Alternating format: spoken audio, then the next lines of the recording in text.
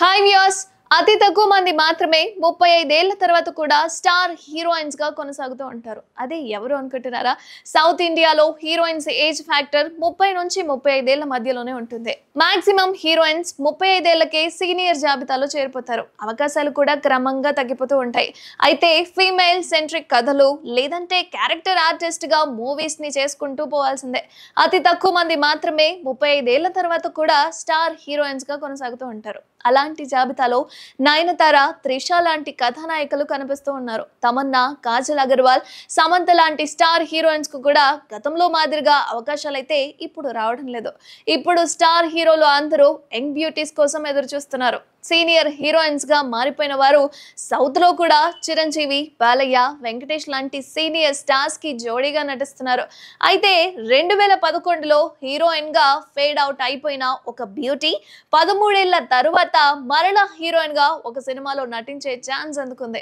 నారా రోహిత్ హీరోగా తెరకెక్కుతున్న సుందరకాండ మూవీలో senior beauty Sridevi Vijay Kumar heroine గా ఛాన్స్ కొట్టేసింది.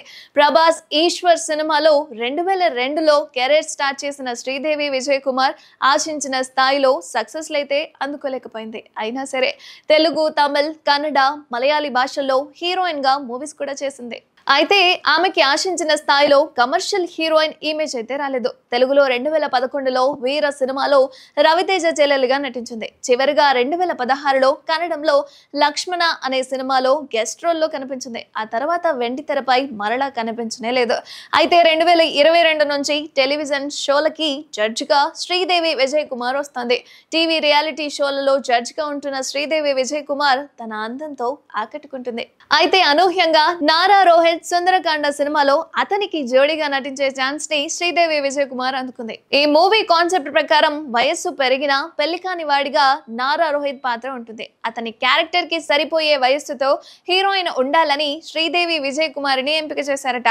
తాజాగా మూవీ టీజర్ రిలీజ్ అయిపోయింది. అయితే టీజర్ రిలీజ్ సందర్భంగా జరిగిన మీడియా మీట్ లో శ్రీదేవి విజయ్ కుమార్ పాల్గొంది. సుందరకాండ మూవీ కమర్షియల్ సక్సెస్ అయితే మాత్రం శ్రీదేవి విజయ్ కుమార్ మరలా నటిగా బిజీ అయ్యే అవకాశం అయితే కనిపిస్తుంది.